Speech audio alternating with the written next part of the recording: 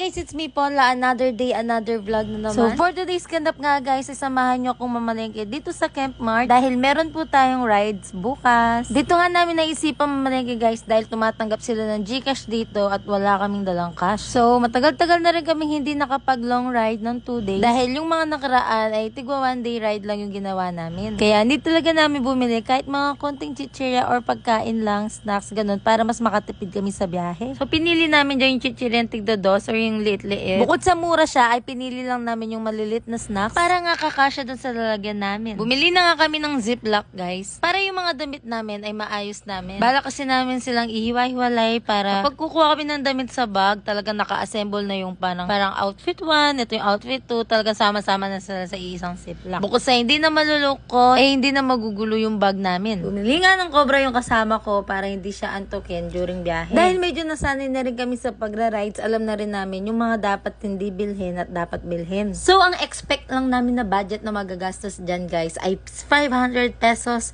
Pero pagdating namin ay umabot ng 800 pesos. Pero kung titingnan mo, ang konti lang ang pinamili namin. Alam niyo ba guys, dati pag nag-road trip kami, 1K lang yung budget namin. May bahay na yon, foods, pag 2 days, gano'n. Nakakakain na kami ng, sa mga kantin, ganyan. 1K pwede na, share kami. Pero ngayon, di pa man kami nakakaalis, ubos na yung 1K. Grabing inflation yan na. Charis. So ngayon nasa bahay na nga kami, sinusukat namin dyan yung vest. Tapos tawang-tawa nga kami dyan, di pa rin kami makapag-move on doon sa vest ni Jarwell. Kasi guys, parang nasa 10 na kami or nasa 9 ganon. So pumili kami ng number ng vest namin ng 1, 2, 3, 4, 5 hanggang 9. Kasi sa GC namin guys, wala pa mga ata kaming 10 pair.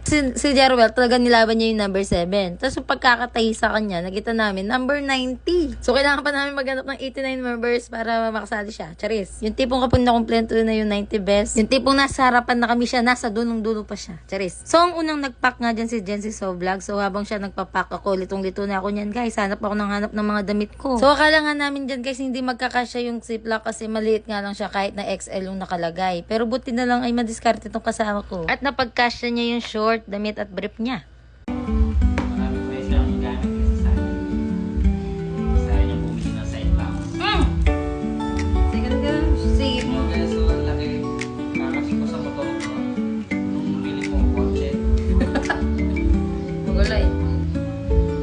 Hindi pa nga ako satisfied dyan guys sa dala-dala ko. So nga dahil walang choice, konti lang yung lalagyan wala, pinili ko na lang talaga kung ano yung masusuot. At sana masuot ko nga no. So pati nga yung gamit ko yung pinaayos ko na sa kanya kasi hindi ako magaling mag-assemble. Compare kasi sa amin dalawa guys, itong kasama ko ang mas organized kaysa sa akin. So yun guys, itong candy na to, nilipat natin siya dito.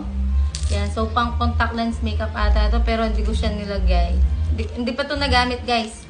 Pero ito yung pinaglagyan ko ng candy.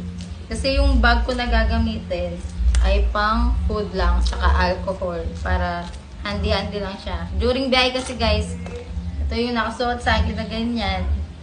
Para kapag humingi na pagkain yung driver ko, meron ako mabibigay. Yun lang, may parcel na. And guys, dito naman yung mga lip tint, powder, in case, test wallet na manipis lang. Yan. Na may isang ID dapat.